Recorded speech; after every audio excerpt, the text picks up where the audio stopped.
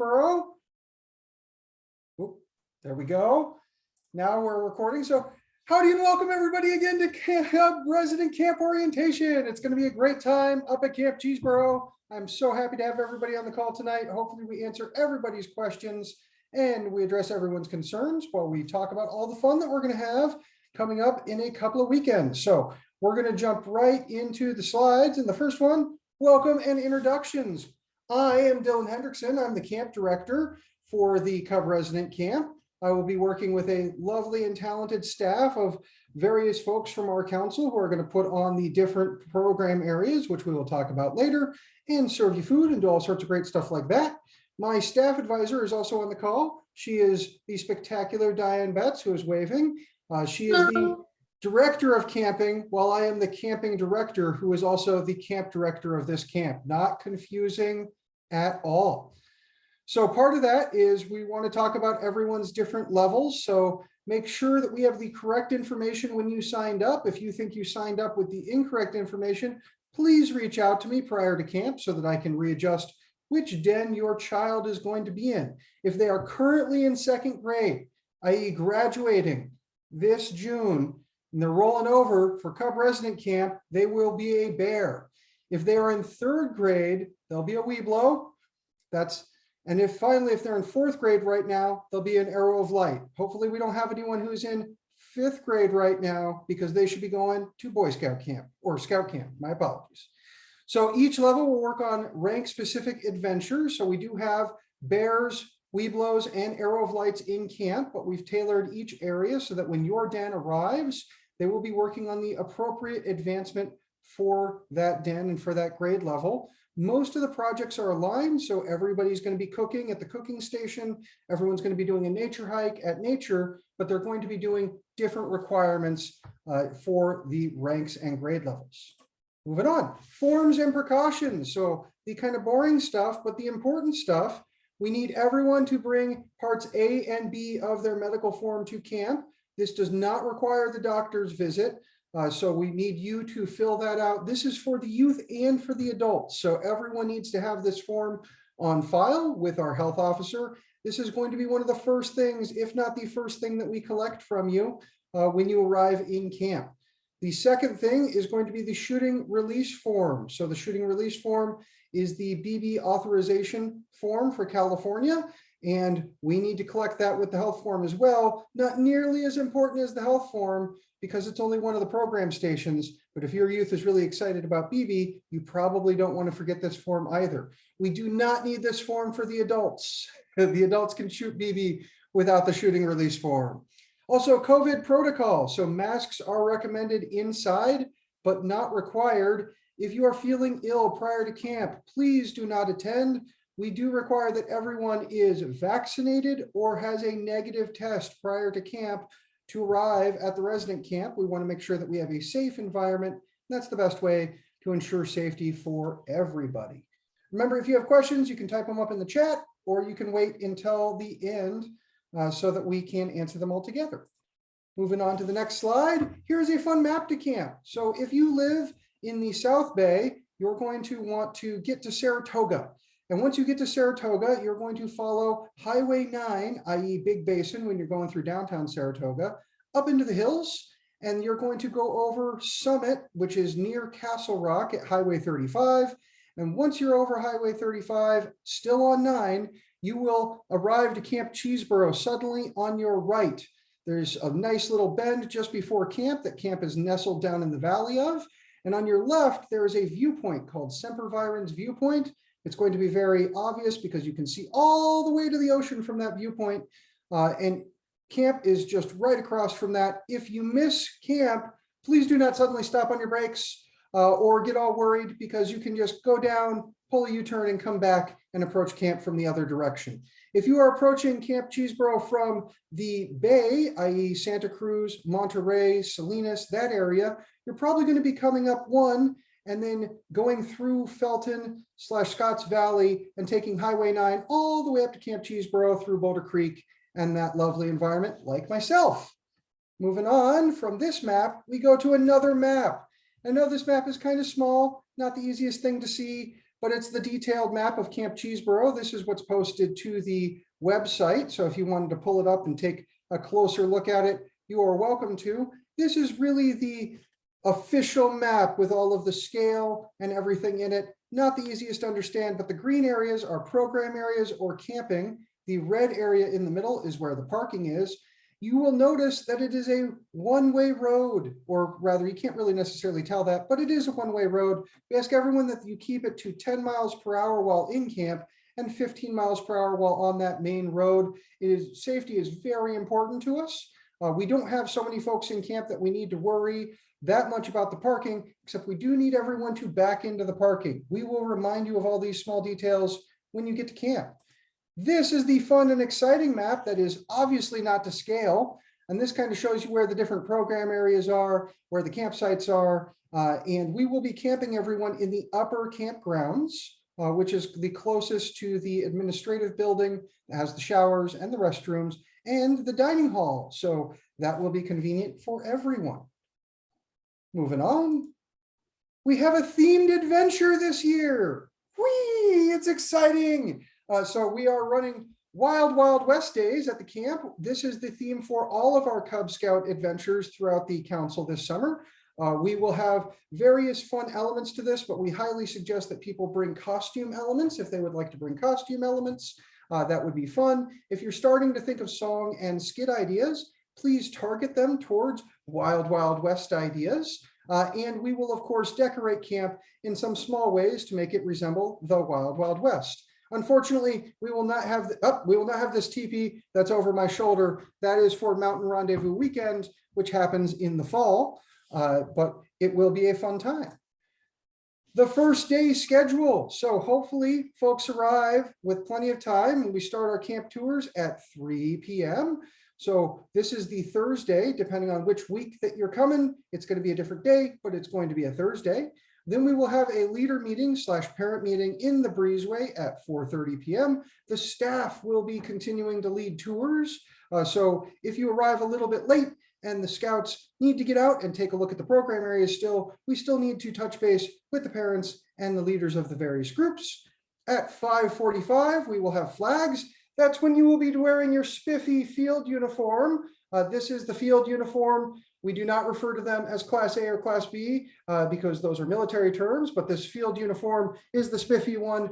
We please encourage that your scouts bring these, but that they only wear them during the appropriate time so they do not get filthy by the end of camp and you do not lose pieces of your uniform. That will be going into dinner from 6 to 6:45. And then you'll have more campsite setup time from 7 to 7:30 p.m.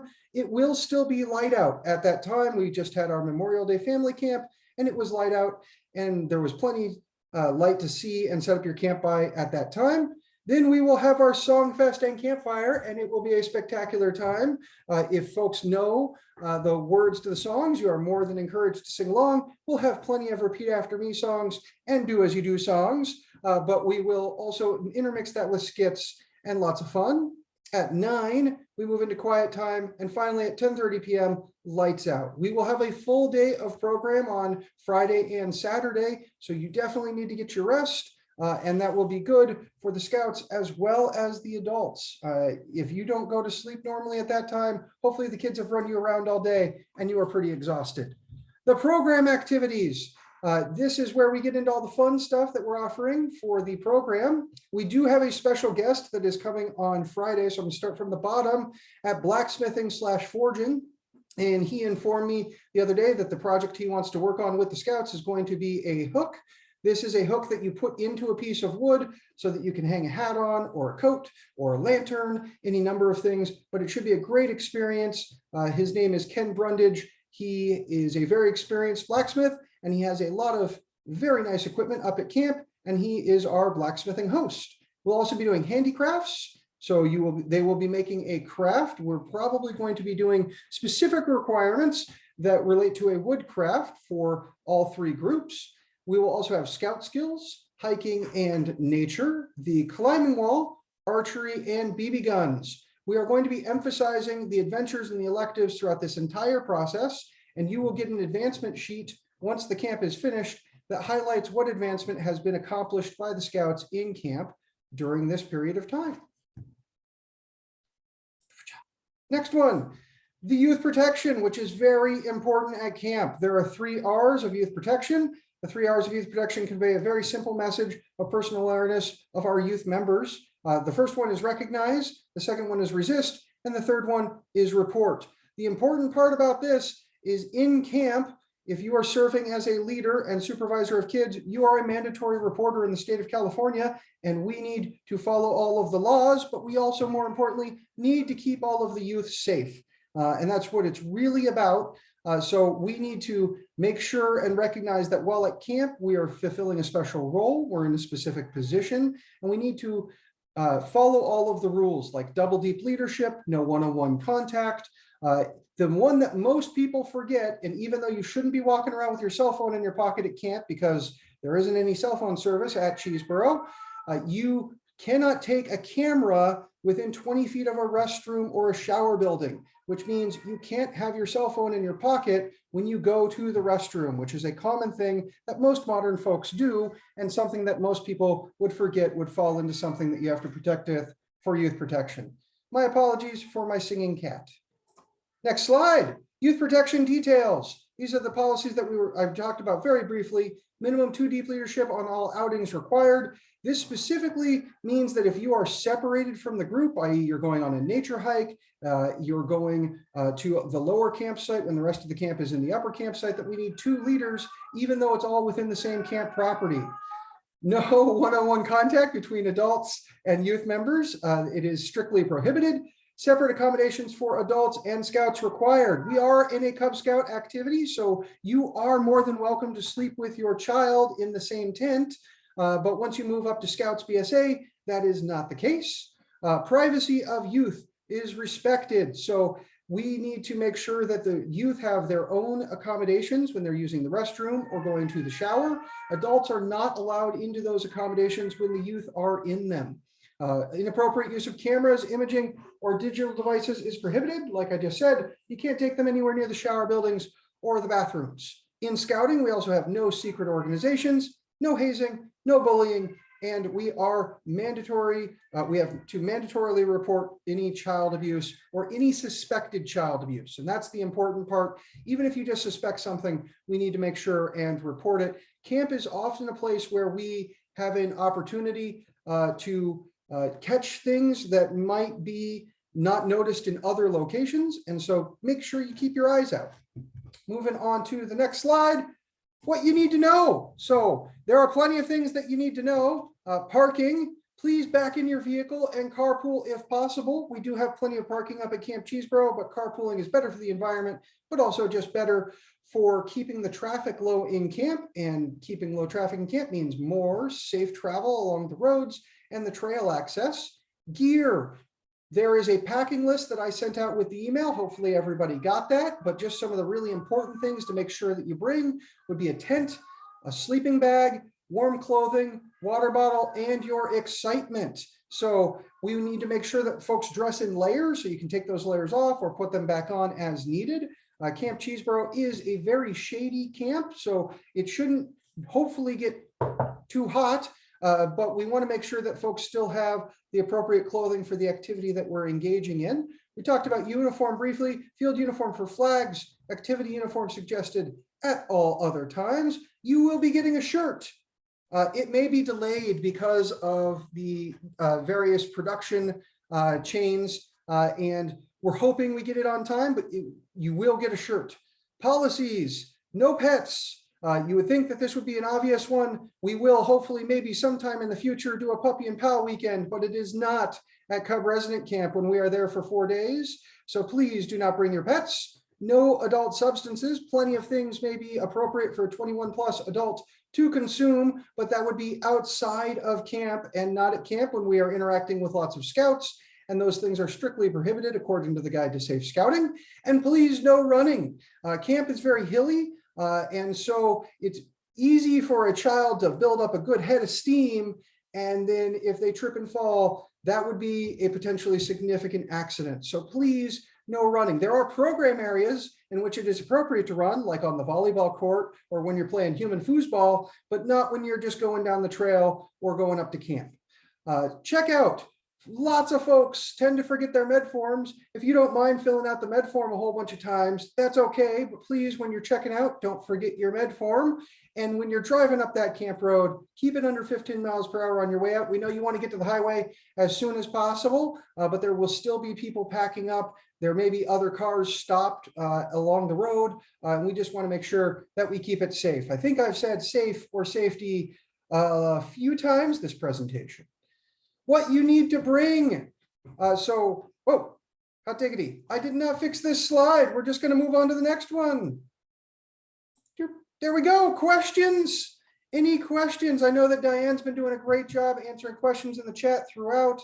Diane, if people can unmute themselves and ask questions, but I will also look through the chat to see if there is anything specific. The scouts can share tents with one another as long as they're within 2 years of each other. If it is further than 2 years apart, they cannot. So that's the real where the rubber meets the road. It's not necessarily what rank they are, but how old they are. So I know that that's Kevin's question. Let's see. Oh, Diane answered a whole bunch of them. Yep, got it. My cat has questions. Cats always have questions, though. That's part of the thing. It is very much so. He is. I think she's questioning why you haven't fed her yet. I fed them right before the presentation in the hopes that this wouldn't happen. They don't believe you. I will introduce Matt Sims Johnson. He is here for the meeting, and Maddie Sims Johnson here for the meeting, and will be serving as the program director at camp, the assistant program director. It's fantastic to have you at the meeting. Hello, everyone. It's me. I'm very excitable when around the young scouts. I hope we're gonna have a great time. If you guys have any questions about program, please let me know.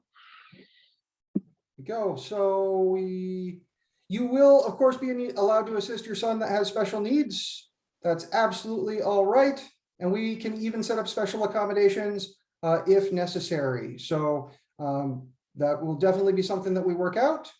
Can you bring your camp stove if you want to warm up some water or a small snack at your campsite? That shouldn't be necessary. If it is but we have a kitchen and we make lots of coffee and lots of warm water for tea. So that and hot cocoa. And hot cocoa. So that shouldn't be necessary. Hopefully you don't feel the need to bring your camp stove. We would caution you not to bring especially any of these small camp stoves that tip over easily. Those are the primary cause of a lot of recent fires because they are very powerful, and when they tip over, they don't go out. Okay, let's see. Okay. Some things I will. We have someone remind asking about personal bow and arrows. Yeah, I can answer that. So unfortunately, you cannot bring a personal bow and arrow. We, for safety reasons, need to use the equipment that's on site, and for the other scouts would be super jealous of your really awesome personal bow and arrow. So unfortunately, we can only use the equipment at camp. Other things I recommend bringing is bug spray. Some people often forget that. Sunscreen and a nice warm coat. I know those are all on the packing list, but they are my top things to forget. And one year someone forgot a pillow. So when we say sleeping bag, remember pillow. I forgot my pillow last weekend. We do have a question, and then we've got a hand raised, so I'm going to jump onto the question. Ed, you can arrive anytime between 3 and 5. That's the kind of idea, is that it's not a set specific date or time, but we will start after that open arrival time. And then let's see here. Hand up, Ricardo Torres, please feel free. Hi, Dylan. I just had a quick question. So last year, I think we went to the camp last year, and the numbers were, I think we had like 20 scouts or so. Just wondering, are the numbers back to pre-COVID, or how many kids are you expecting in this camp? Right now, it's about the same as it was last year, and we're hoping to build from that. But it should be 3 dens worth of kids. Right now, we're keeping all of them together by age level or / rank. So it's about that amount. but we are moving back to the pre-COVID program area model. So it is modeled a lot like traditional resident camps as opposed to the patrol model, which was how we did it last year so we could keep everyone in specific cohorts. And that's kind of our compromise to move forward. Make sure that everyone is safe, once again, to use my buzzword for the evening, but that everyone has a good time and that we make sure we run as much program for the youth as possible. So the program could go back to maybe I think before we had like an hour per station, as opposed to last year was like 2 hours per station. Yeah, we're going back to an hour per station, but we're keeping the number within each of the dens low. So when you get to climbing, every youth is really going to get a chance to go through the wall once or twice, as opposed to, oh my gosh, we have to sit around while half the group climbs and we get to watch them. It should be pretty easy that way. Thank you. Yes, everybody will be camping together. So like we just said, only about 20 youth, but then also 20 adults, so 40 folks. We're going to put everyone in the upper campsites, which is going to be close to each other, but you can split apart by your pack / your den, whichever feels more comfortable for that evening. But hopefully everyone's going to get a good chance to get along, get to know everybody. And that's why we put everyone in the rank specific dens. So you get to meet the folks from other packs in the council. I'll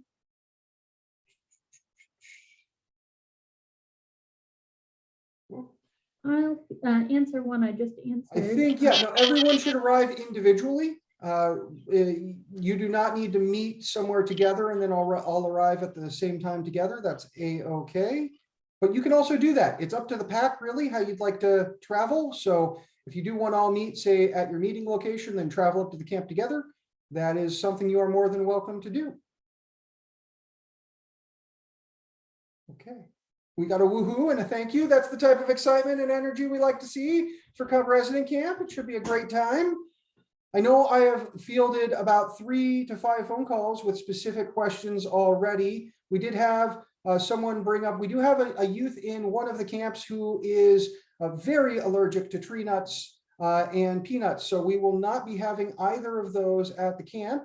Hope that does not super negatively impact anyone, but we still can have brownies and lasagna without tree nuts and peanuts. So I'm going to be pretty excited about those things. Should that be something that we ask people not to bring? Yeah, if you could generally avoid bringing peanuts and or tree nuts, that would be spectacular, so that we can make sure that we take care of everybody else and the scouts. And Betsy, what I cut out about the allergies. I said we do have a youth coming to one of the camps that is very allergic to tree nuts and peanuts. So we will be eliminating those from the menus, and we are asking everyone to kindly not bring peanuts or tree nuts to the camp so that we can make sure that we're safe for everybody who is going to be present. Hopefully that answer got out to you, Betsy. Okay. Ooh. Perfect. Okay. That's what we have for the presentation this evening. Let's go ahead and finish the recording, but we will hang out. And if anyone has any specific questions, I will be here for plenty of time